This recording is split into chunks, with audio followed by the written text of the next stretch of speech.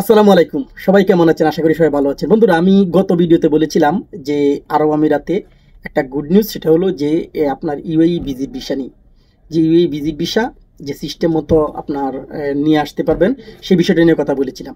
তো অনেকে বলেছেন যে ভাই, আমরা কি ইউএই ভিজিট ভিসা এসে দেশে পরবর্তীতে সেই বিষয়টা কনভার্ট করে কোনো একটা কোম্পানিতে চাকরি করতে পারবো কিনা, যেমন আগের সিস্টেম। দেখেন, ভিজিট ভিসায় কিন্তু কাজ করা সম্পূর্ণ অবৈধ।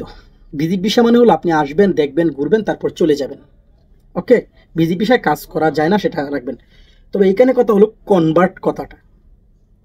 কনভার্ট কথাটা কিন্তু অনেক গুরুত্বপূর্ণ। এখন কথা হলো, আপনি আরব আমিরাতে আসছেন, আসার পর আপনাকে যদি কোনো কোম্পানি অফার করে চাকরির, বা কোনো কোম্পানি যদি আপনাকে জব লেটার দেয়, সুযোগ দেয়, হয়তো আপনি সেটা কনভার্ট করে এমপ্লয়মেন্ট ভিসা করে হয়তো কাজ করতে পারবেন। সেটা কিন্তু এখনও বলা যাচ্ছে না।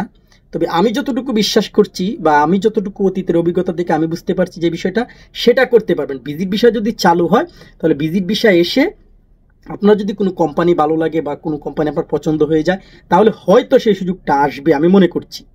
তবে এখনও আসছে না। যেহেতু আপনি প্রশ্নটা করছেন, আমি প্রশ্নের উত্তরটা আগেই দিয়ে দিলাম, হয়তো সেই সুযোগটা থাকবে।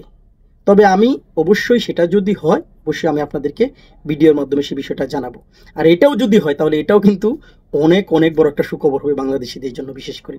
কারণ সব রকমের ভিসা বন্ধ, যদি এভাবেও যদি লাগানো যায়, অনেক মানুষই কিন্তু বেঁচে যাবে। তবে কিছু কিছু দালাল আবার কিন্তু দাঁড়ায় আছে আপনাদেরকে ভাস দেওয়ার জন্য, তাই সেই দালাল থেকে সাবধান থাকবেন। ওকে, তো ভালো থাকবেন। আল্লাহ হাফেজ।